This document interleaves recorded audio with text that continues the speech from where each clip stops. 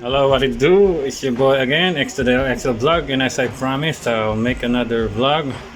And for today, I hope you all are excited because this item will be coming from this guy. Right about this moment, I'm trying to open it right. Well, I'm trying to open it right now. Really excited. And inside the bag of the LBC pack. You will have this kind of packaging. When you say Louis Almazan, especially when you have this kind of size, can you guess the item? What's inside? Using the scissors and I'm about to open this one already. This is the second layer, or the dermis part of the skin of the package. At last, I finally managed to take off the the outermost layer of the package of the cover, and now I'm about to. We're really close to the tail of line. So this might take us a couple of just a minute, to finally reveal what's inside. Are you ready, guys? I hope you all are ready. Alright, can you already guess what's inside? Here we go. I'm sure you all know what's inside because of the title, of the vlog. But nothing can ever prepare you what's going to, what I'm going to show you this time. Because right about now, I'm going to show you. I'm really excited myself. Oops, you already had a glance. I'm really excited to show you these guys. What can you say about these guys, huh? Alright. Ano unahin natin? Sige, ito na. Yung ginto na, yung gold brass na. Yung tanso na. Alright? So anyway, kung umpisa natin yung Tagalog. Ang tagal bago finally masend sa akin ni Sir Louis Almazan ito. By the way, once again, if you want to purchase, or if you want to have one of these, order one of these, you ought to contact directly Ka Edis Balisong through Facebook. Just PM him or DM or whatnot, and ask him for you to make one of these. So yeah, natagalan siya. It took him a lot of time. It took him almost a month before he finally sent these guys to me, actually, rather. Because of course, if you were talking about the Almazan family or the Almazan clan, Balisong makers, they're really fully booked, because their crafts are really famous, especially when it comes to this kind of balisong or unit. This one is called the infamous, only made in the Philippines, pen balisong, or what I want to call this guy's pen balisong, or some of the the what you call the mga dalubhasa sa balisong, no? In Tagalog, they call this pen envelope opener, right? Envelope opener. So yeah, nothing so special regarding the channel. Regarding the housing itself, because this is the typical one. But if you can notice, compared to the previous video that I did, if you can if you can go back and look for my old video. Sorry for my poor grammar, no? I have already covered the original ones, where they have. Actually, these are all original. Sorry, but going back to the vlog that I'm talking about, the previous ones, is that it comes with a uh, gold brass gold brass blade, sorry, gold brass blade. So those kind of blades are weak. Especially if you're out to puncture something that's really hard, like for example, a wood or whatnot, or cement or steel. But this time, the reason why I'm so excited to show you this one, because I finally acquired a Mulye, or a high carbon steel blade for this type of guys. The Pen Bali.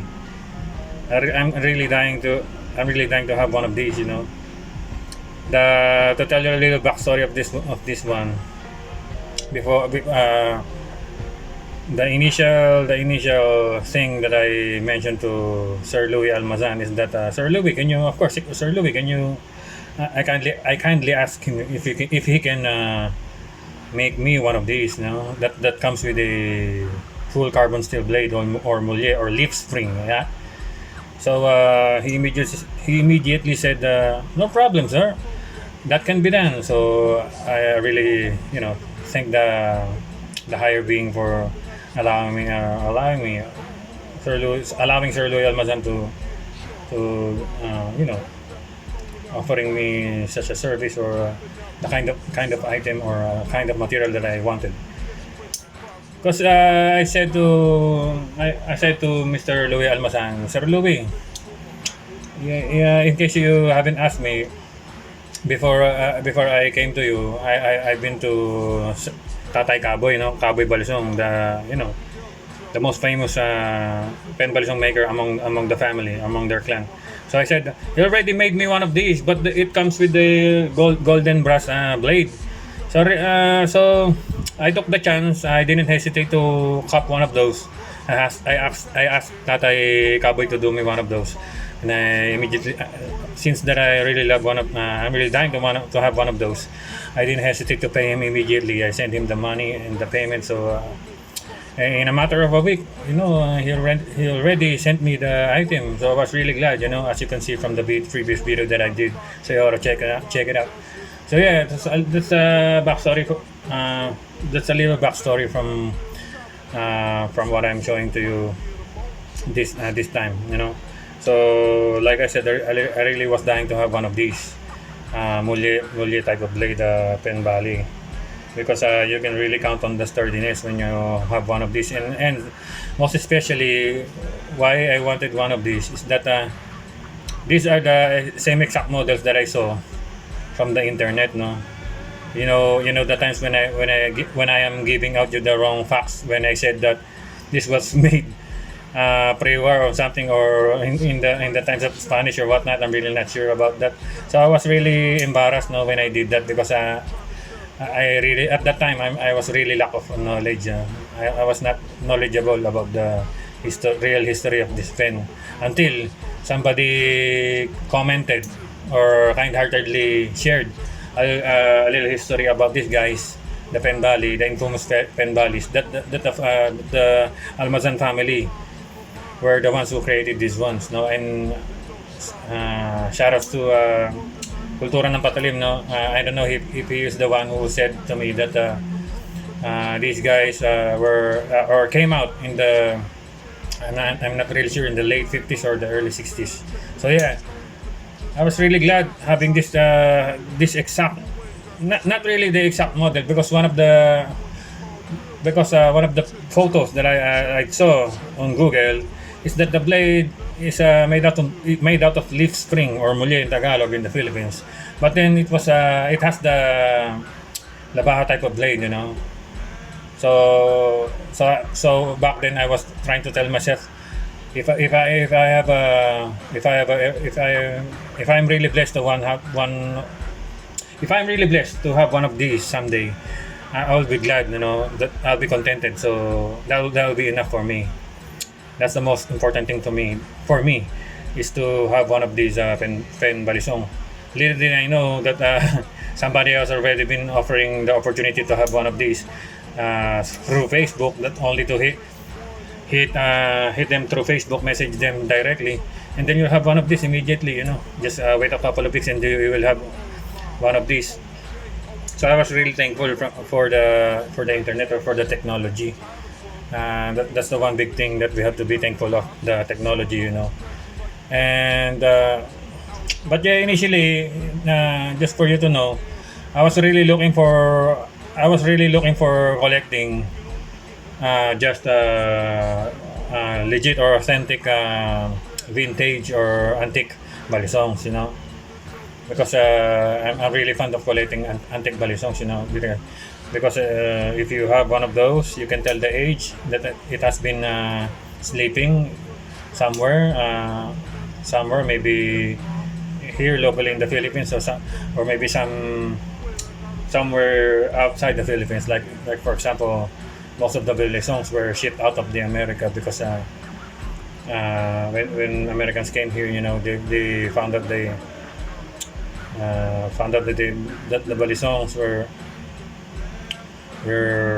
concealable, and then so they came up with the idea of modifying themselves the Balisong, and then having themselves their own version of Balisong, which is the bench maze, Also, talking about the bench maze, maybe someday I would like to have one of those. I'm really dreaming of having one of those, the legit ones, the bench made Balisongs, So anyway, the video is really taking a long time. So yeah, only wanted to show you the detail of this guy, I hope the camera focuses very well on the piece. Alright, I'm trying to focus it right now. Really really having a hard time here. There you go. Anyway, this comes with the typical buyod type of blade, the Mulye. Damn, having one of this is really dangerous, especially in a close encounter, because this one is really concealable and camouflaging it easily, because a person who is not knowledgeable about balisongs, they might think that this one is only just another Parker type of pen, and little did they knew that they're being prepared for a defender who packs one of these, so they'll be sorry, So anyway, yeah. Also, you have here the engraving on the side up, on this side up of the pen. Really cool. Moving on to the next one. The video is really taking long. I'm excited to show you this one, this little guy. Never had one of these. I saw this a lot of times, out there in the antique shops, but I didn't buy one of these. I regret it. Not exactly regret it. I only regret it because I can tell that those guys are really old, older than me. Obviously older, maybe the age of my father, I guess. So I'm really happy having this finally. I wanted to talk about something about this one. There's this one time when I was going to my work. I took a Grab, the Grab where you rent a car. Of course, you pay it right after you alight your car, just like a taxi. But then, anyway, just like an Uber, if you're from America, whatnot.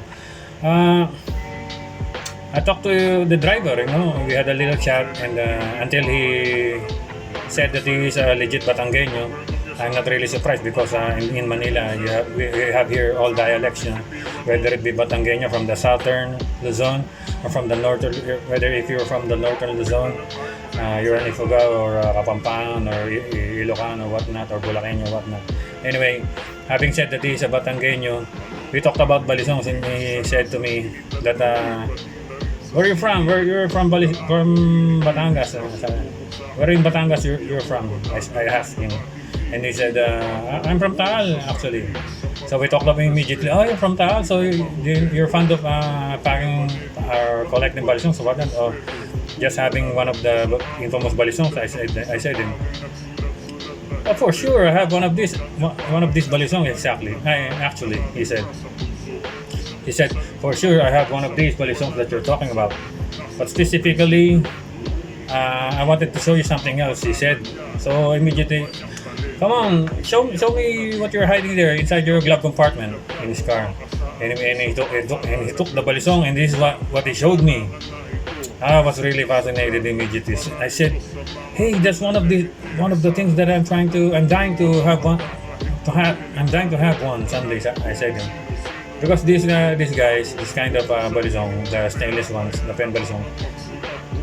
You can see this one from one of the movies of the vlog that I did, where it talks about where it shows and showcase the different Balisong scenes from movies that I compiled.